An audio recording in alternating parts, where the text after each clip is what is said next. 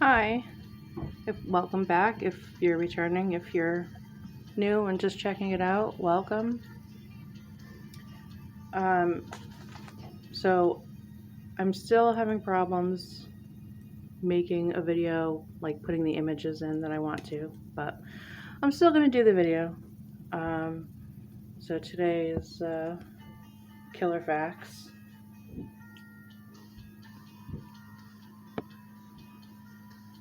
All right, here we go. The average person walks past at least 16 murderers in their lifetime. Don't worry, just murderers, not serial killers. A serial killer, by the way, just in case you don't know, is a person that murders at least 3 people. How many of you think you've been near a serial killer?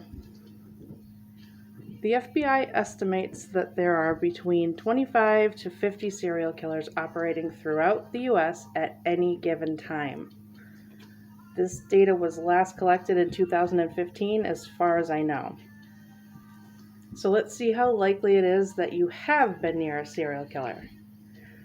Published in 2018 in World Facts, I give to you a top 10, if you will, of countries with the largest number of serial killers. 10. India with 65. Number 9. Russia with 70. Number 8. Australia with 75. Number 7. Germany with 75. Number 6. Japan with 91. Number 5 is Italy with 94. Number 4 is Canada with 101. Number 3 is South Africa with 112. Number 2 is England with 145. And at number 1, the US with 2,743. So the US has more than 3 times the total of the other 9 countries combined. That's not disturbing at all, right? Well, it's about to get more disturbing for some of you because here's the most current top 10 states with the most serial killers. Number 10, Georgia with 365. Number 9, Michigan with 381. Number 8, Washington with 390. Number 7, Pennsylvania with 420. Number 6, Ohio with 433. Number 5, New York with 628. Number 4, Illinois with 629. Number 3, Florida with 845. Number 2, Texas with 893. Number 1, California with 1,628. Honestly, I was surprised by a few of these. I would have thought New York and Florida would have been higher numbers. Sorry, Florida, but you know y'all are a mess. I also thought Illinois would have been a bit higher, I guess because, Chicago. I am going to put a link in the description for another video to check out, which is what actually got me onto the serial killer situation in Chicago. So there is or was, not sure yet, at least one active killer in Chicago. The police don't seem willing to admit this for some reason, but there have been more than 50 unsolved strangulation and asphyxiation cases going back to 2001. Most of the bodies were found among the trash or dumped in alleys. Most of these women were considered at risk due to their involvement with sex work and drugs. Hotspots for this activity were the South Side, far South Side, and the West Side. Now, like I mentioned, Chicago PD has been unwilling to admit that there is or was a serial killer on the loose in their city. As far as I know, they've not named any suspects. This doesn't mean that I have no suspect, though. There will hopefully be a part 2 to this video, but it depends entirely on my suspect's willingness to communicate with me. I can't find much on him, no media interviews, books written, etc. His first trial actually was delayed because he refused to speak. So there's not a lot known about him from what I could find anyway.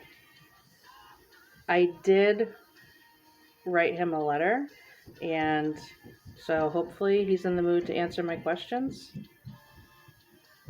We'll have to see. So yeah, let's meet him. Okay, here's what we know.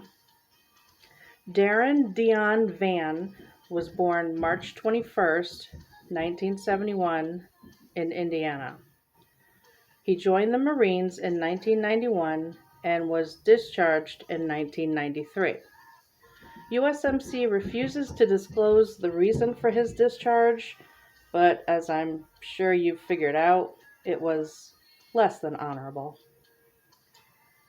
He was stationed at air stations in both Yuma, Arizona and Cherry Point, North Carolina.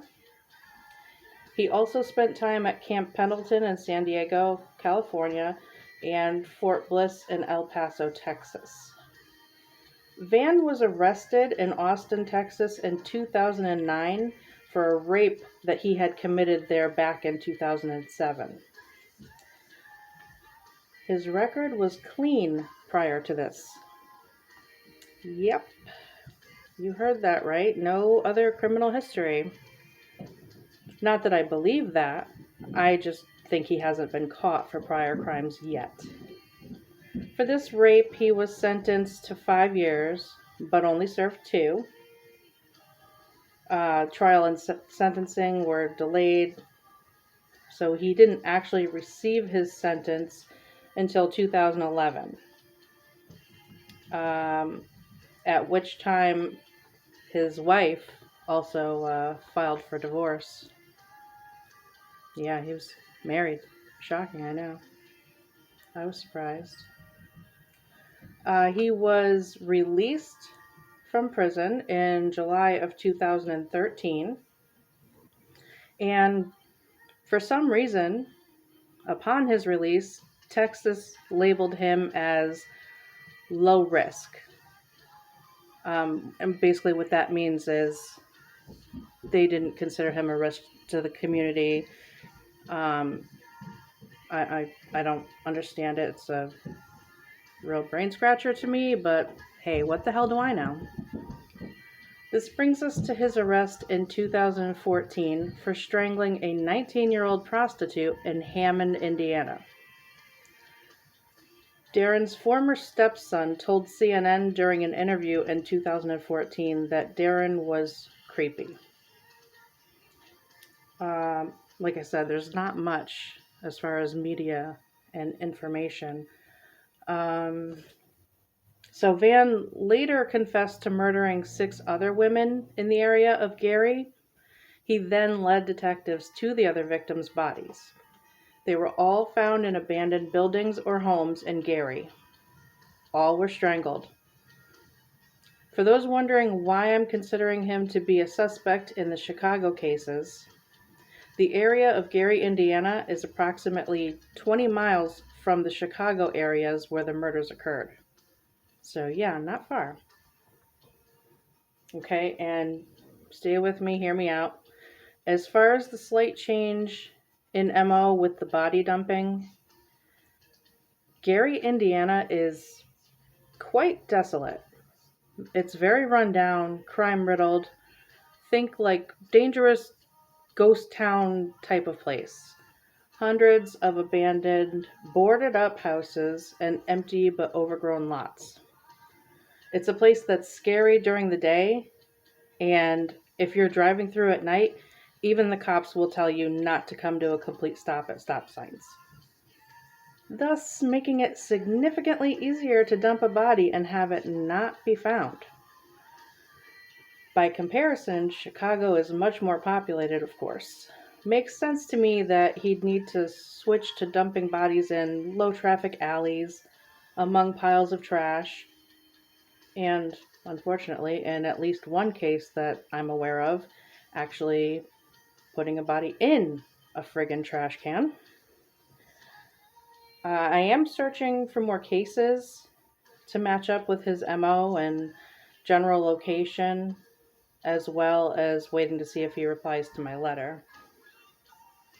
The location is a big factor because of the short time that he was with the Marines. He was stationed in several places. So I would really need him to tell me where he was in those years to make sure I'm searching the right information. A lot of the information, by the way, is from the Murder Accountability Project, or MAP. This program was established in 2015 by a group of retired detectives, investigative journalists, homicide scholars, and a forensic psychiatrist. Reporter Thomas Hargrove developed an algorithm that organizes homicide reports into groups based on gender, geographic location, and method of killing. This algorithm is what helped tie Van to some of the cases. Hargrove suggests that Van is connected to 15 murders. So they only have him on 7 for now. But like I said, I don't think that he just all of a sudden started off like that. That's just not how it usually goes. So definitely, if you guys are into this, check out the Murder Accountability Project. And also, if you haven't heard of it, there's NamUs, which is National Missing Unidentified Persons System.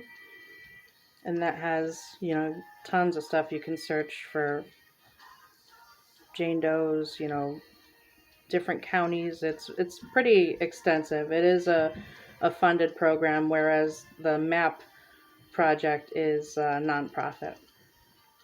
But the algorithm that Hargrove designed, he was trying, from what I was reading, he was trying to help push Chicago PD and the FBI to actually call it a serial killer in the Chicago area, and for some reason they still resisted despite having all those connections.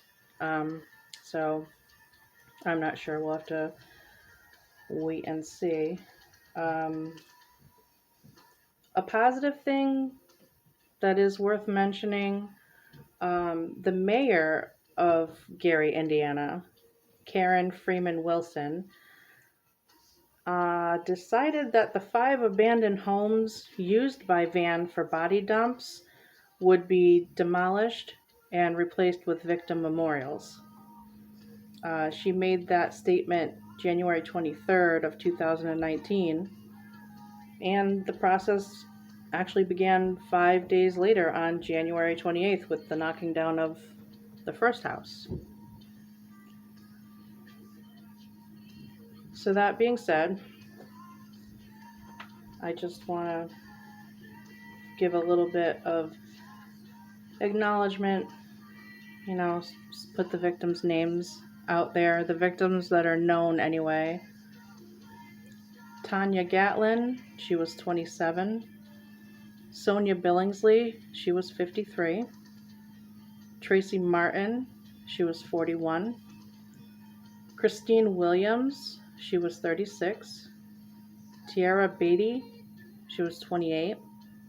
Aneth Jones, she was 35, and Afrika Hardy was 19.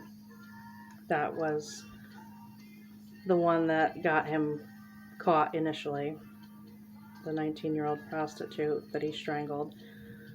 So that's his current victim list, 7. And like I said, I'm looking for more connected cases and hoping that he's willing to communicate in letters honestly and let me ask him questions so we can find out more information about his background, his childhood. We don't even know what town he was born in, just that he was born in Indiana. Don't know about his parents, so hopefully there will be a part 2 for this video and we can get more information on him. So yeah, his body count is 7, and he is serving 7 life sentences, so he of course has no chance of parole. So now we just have to wait and see if he is willing to write back to me, and then of course I will keep updated here. Alright, thanks for watching.